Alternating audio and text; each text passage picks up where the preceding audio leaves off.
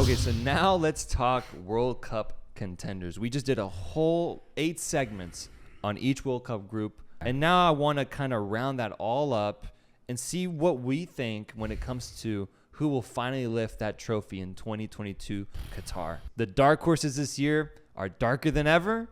The contenders of this year are as interesting as ever. Yeah. And there really is no team that just hasn't made out for them this tournament.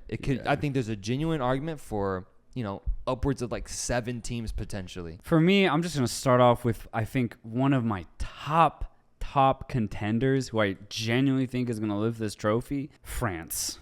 I'm just going to start off with France right away. I truly think that this French team has the ability to lift this trophy. The only thing that I see stopping this France team from actually lifting this trophy is going to be themselves. It's going to be their mentality, that psyche of, we won it 4 years ago, let's just go in here and win it again. That's always what actually undoes the reigning champs is mentality. I don't think I've seen a reigning champ still be as talented as they were when they actually won it going 4 years later. And I think it's going to be enough to get them really far in this tournament. Far enough for me to lift it at the end of the day. Now, here's my problem. I just don't believe in lightning striking twice. Ooh, I don't. Okay. So for that reason, I find it hard for me to see France lifting that trophy. Okay. Because, man, repeats. What a conundrum you're in. I'm in a conundrum, man. Because I do see this France team lifting it. But solely based on the statistical fact of a reigning champ relifting it 4 years later, the statistical significance of that is just, it's too much for me to ignore. Mm-hmm. So for that reason, I'm going to ultimately say France will not lift it at the end of the day. But they're still one of the biggest contenders. The fascinating thing you just said is the mental aspect of this, which, by the way, there's nothing that fucks with someone's mentality, someone's mindset, someone's psyche. Yeah. More than a curse. Yeah. And we all know the champion's curse, man. The dead man's curse. Dead man's curse. This curse is powerful. And I think if France does not make it out of their group, then this curse is it's like physical. Yeah, it's real. There'll be a higher power that is actually controlling this. If France do not make it, if France do not make it out of this, then start praying. But what I love about the setup of this tournament is that really there's one other contender that I see on the level of France. And with the way the paths and groups are set up, we'll potentially see the top 2 teams face each other in the World Cup final. Yeah. And that other team is Brazil. Brazil has a historical legacy that is attached to their success. It's been a long time since they lifted that trophy. Yeah. They've gone through a lot in the past few years with the turmoil of 2014, losing out in 2018. That I just know that these Brazilians are really in desperate need of a reawakening, I would call it a renaissance almost. Because Brazil, let's look at when they won their titles. They won in the 50s and they make their mark on the early era of football. Especially at that time, obviously, there were only 3 World Cup winners? Yeah. So Brazil was one of them. Yeah. They win another title in 62. So there you go. Back-to-back decades, they win 2 trophies. Sure. You move forward, and probably the most significant trophy that Pelé ever lifted was the 1970 World Cup in Mexico, where he just arguably the greatest team of all time, what many people say. And then you skip a bit further. In 94, they then win their 4th title. 90s soccer was much different than what was happening in the 70s. The game had progressed a lot more by then. Everything was improving. The whole sport as a whole was improving. They then win a trophy in 2002 with a loaded Brazilian squad that is in the record books as just a legendary team as well. That was just kind of the reminder that Brazil set out being a team that is won during that era of what was at that time modern football, early 2000s. Oh, yeah. They showed once again that they still have it. It's now been 20 years on the dot since their last showing on this stage. And football has changed immensely. Maybe that's a sign. Maybe Brazil's lack of success in the last 20 years is a sign of how much football has progressed. Has football caught up to the level of the Brazilian international team? Yeah. I'm putting out that potentially this World Cup, we finally see them showcase once again that greatness and that championship aura that the country is so well known for. But what happens if they don't? It's interesting because I haven't really thought about it with the same thought process that you just went through. And I want to kind of entertain it still. because it's very interesting if you really think about it, because this almost becomes like the chicken and the egg type of debate. Okay. Does Brazilian football push football into a different era, or does the rest of world football push itself into a different era? And Brazilians have an incredible ability to adapt and bring themselves level. Right. It's crazy because when you think about it, obviously the most successful team in the World Cup, that has to mean something, right? Are they changing football? Are they just so good at adapting that no matter the skill level that they possess, no matter what the footballing techniques that they're teaching in Brazil, somehow, some way, they figure out a way to adapt to the climate, the footballing climate that is of their time. So now begs the question is, can Brazil adapt to what is now truly modern football? And I think they're really, really close. Just describing that in itself is kind of like describing Brazil as a team, as a phoenix. An animal that completely builds itself to its peak, burns into ash, and then literally rebirths itself from becoming an infant, but then going back to that peak bird that it is, right? Brazil's almost kind of that same type of thing. Absolutely. It's very cyclical, right? Yes. That's crazy. So now you begs the question, are Brazil reaching their cyclical peak again? Yeah. And if they are, then it has to culminate in a World Cup title. Yeah. It has to. And it has to be now because 4 more years of not winning it, I think just adds on to the debate of maybe they're losing a hold of that cycle. Exactly. Maybe the sport is advancing too much for them. Regardless, this is a great team that is set to be performing at this stage. Very good team. But it's a really good take and perspective to have on this squad because it's going to be just, man, it's cyclical if they win it this time around with the team that they have now. Right. Then it would completely fulfill that narrative. And if they don't win it, by like, let's say 2030, then I don't know if Brazil ever lived it again. And I'm going to be completely serious, man. Yeah, that'd be a dark time in football. Yeah, man. if Brazil don't win it over the next 8 years, then something's like then as a Brazilian you have to question yourself what is going wrong. What I want to do now is I want to name some teams that are potential contenders. First team I'll throw out there, England. So I have England going to the semifinals playing France. If France are as good as they should be, will win out. Though England obviously is going to have they're going to have the same ability to beat them. So England, I see semifinal appearance at the very minimum. I see England getting to quarterfinals. I don't know about semis, man. I think there might be a little bit of an English choke job in the works potentially. It's always possible. Yeah. England especially. Yeah. All right, next team up, Argentina.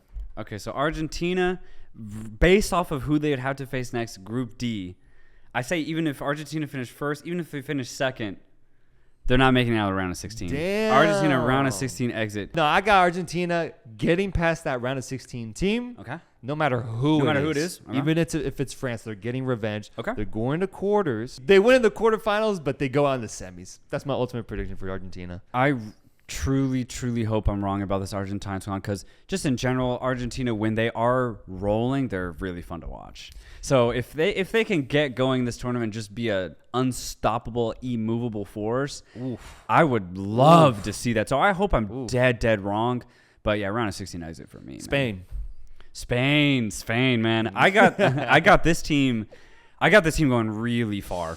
Really far on an unexpected note because, I think a lot of people just see the Spanish team as good European team. They have a lot of quality players, but if they unlock that teamwork that they have, I have Spain ultimately going to the final based off of who they have to face. If they end up playing Brazil, I think that'll be the defining moment to see, is Brazil ready or is Spain ready? That's going to be a huge question. If they do face each other, that winner will have a very good chance to lift the trophy. I think Spain, in their bracket, is going to be a little bit better than most of their opponents. I have Spain going to the final. Okay. I have Spain in semis. Okay. I have them in the top 4 teams of the world. Portugal. I don't really rate this team very high. I'm going to be completely honest. They have the ability to be a complete dark horse. Like, for example, if just somehow Otavio, Bernardo Silva, Renato Sanchez, Ronaldo even, Bruno Fernandes, if somehow they figure out how to play as a team, this team could be unstoppable. Will they do it by the time the World Cup comes? I don't think so. Yeah. So for me, I'm going to say the quarters. I'm going to say quarters. I was thinking. I'm thinking quarters for Portugal too. Yeah. I'm thinking the same thing. Germany. Man, Germany's for me tougher, just because their transitionary phase that they're in could either pit them as doing really well this tournament or really poorly. We've seen it. Transitionary teams are always literally a wild card. We could see them make a deep run, or they maybe just don't make it out of the group stage again, although they're in a group that sets them up nicely to get out of the group stage. So obviously I see this team getting out of the group, going in round of 16. I see them not getting past round of 16, but if they're really, really clocked in, I think they could make it max quarters. But I just don't see them as a top 4 team. They have just a little too little quality in comparison to the bigger teams. They just lack a little bit. And so maybe in 2026, Belgium, I see this team similar to Germany in the sense that they're just in a weird transitionary phase. Obviously, they brought in new players. Yeah, they got a lot of youth. But they still rely on their older players. As in, when Roberto Martinez needs a guy to step up, he's not relying on any of the new players he's brought in. Yeah. They're simply there to help out the older players. I don't see Belgium making a deep, deep run. I'm going to go and say kind of similar to Germany, max quarters. I don't know, man. I'm starting to think that maybe one of these contenders is going to go on the round of 16. There's got to be one of these teams. That's true, though. That one of these teams are going to have to face a good team that obviously no one's going to tout them to go past round of 16. Yeah. And one of them is going to get one of these teams out. I think quarters is the max for Belgium. I think so. I think it's the max. Netherlands? The Netherlands just have a lot of unproven points to make here, right? Didn't make it in the World Cup in 2018, which is really big for a nation like the Netherlands, who always have a really good youth system, have a great league in the Eredivisie, and a constant output of players to the bigger leagues in Europe. So for them to not make the World Cup was a little hurtful for them. Yeah. Like, just as a nation, they were disappointed in themselves. You could really see it, much like Italy, but even worse so for Italy. And we don't even have to talk about that. It hurt the Dutch. So for them to be back here, they have points to prove, and I think they're on the right path to do some damage at this World Cup. I think Netherlands will at least get to the quarterfinals, and they have the potential to legitimately be in the semis. Something about Netherlands' potential gets me really, really excited and hopeful, man. Yeah. Like I feel like teams are in a way underestimating them, but also like a lot because they're getting they underestimated haven't been a lot. On this stage in 4 years. I don't think a lot of teams will know how to play Netherlands. Yeah, like they might catch them off guard a little bit. And with the quality that they have, man, Virgil van Dijk's been having an incredible 3-4 year span. Man. Kind of like just getting past that. Stirring, brewing up a little bit. I'll go quarters with Netherlands. Grand reveal time. It's time that we finally reveal our picks. We've talked about every contender. Who lifts the 2022 FIFA World Cup? Dang. Just to put this to bed, and if you're listening to this wondering, I do see a European team lifting this trophy. I do not see any team outside of the UEFA Confederation lifting this trophy. If I can't pick France based off of statistical, mathematical reasons, then my second choice would then be Brazil. But if I'm going based off of the logic that I just set down on the table, I cannot choose Brazil, and I won't. Who does that leave for me? If we look at bracket-wise, if I can't pick France on that first bracket side, then I can only pick England as that contender to go to the final. Maybe Netherlands makes a surprise appearance and changes everything, which they definitely could. But maybe that experience won't let that happen. So I have England going to the final, just as they did in the Euros. They're going to build on that. They're going to make another final. And they will face either Brazil or Spain. And at that point, if it's Brazil, I have England lifting the trophy. If it's Spain, oddly enough, I have Spain lifting this trophy. Which is weird because I don't think anyone really has Spain as a top 5 country in this tournament. But I think Spain have the ability to play against literally anybody. Whether it's France, whether it's Brazil, whether it's Germany, Netherlands, England, Spain can beat any of them. So I have either England winning it or Spain winning it. If I had to choose one, I guess I'm going to go England, which is really interesting. Damn, yeah, it's really interesting because just in media in general, people hate this English team. Oh yeah, they hate him, yeah. And they never give him credit. Like I think even when England made it to the finals, most of the media was just, "Oh, England lost the final." There was no real pride on them making to the final. It was like, "Oh, England bottled this." When in reality, they worked so hard to get there, and they played a great final. Italy could have run away with it. England got back into that game and made a whole meal out of that match. And honestly, if it wasn't for a couple penalties, England would have won that. Pickford did his job. If England just used that same spirit, use that same mentality, they're going to go really far in this tournament. And I don't have a lot of teams beating them, because that's what you have to do. As obvious as that sounds, to get to this final, you have to beat each other. I don't see a lot of teams beating England. Yeah, I love the concept of European teams, right? Because Europe is just continuously growing and just exceeding at such an incredible rate. The talent and the quality over there is just impeccable. But to rule out a South American team that has a lot of European-based players and almost all of the starting 11 is in Europe. Very true. It just makes me think, well, okay, maybe there's a situation where a South American team with a lot of European influence can almost Goku this shit and create a Kamehameha out of a fucking team. I think this Brazilian team is not going to get beaten, dude. That same point you just brought up with England. There really aren't that many cases of this Brazilian team losing with its best starting 11 in the last 4 years since the World Cup ended. I think Brazil shows up with an agenda, with a business-like attitude to this tournament, given the historical significance of what could happen if they don't win it. The players that they have, they've got balls of steel, dude. Fabinho, Alisson, Dani Alves, still 36 years old, but he's such a baller. He's so hard-headed, strong mentality. You have a wide array of options in Richarlison, Paqueta, Anthony, Vinicius Jr., Neymar. It's a collection of Brazilians that have both flair and class, but also a strong mentality, dude. Yeah. I see it with every player that's on this team now. They're gonna get tested for sure, and their backs are gonna be against the wall potentially in some of these games, especially deeper into the tournament.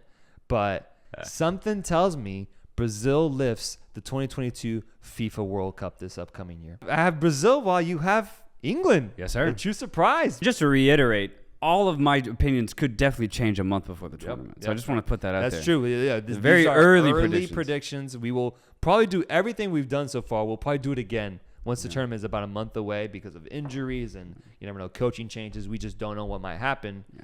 It's going to be a lot different a month before this tournament starts, and we will let y'all know what we think. But for now, we want to hear, who do you have winning the 2022 FIFA World Cup? Yeah.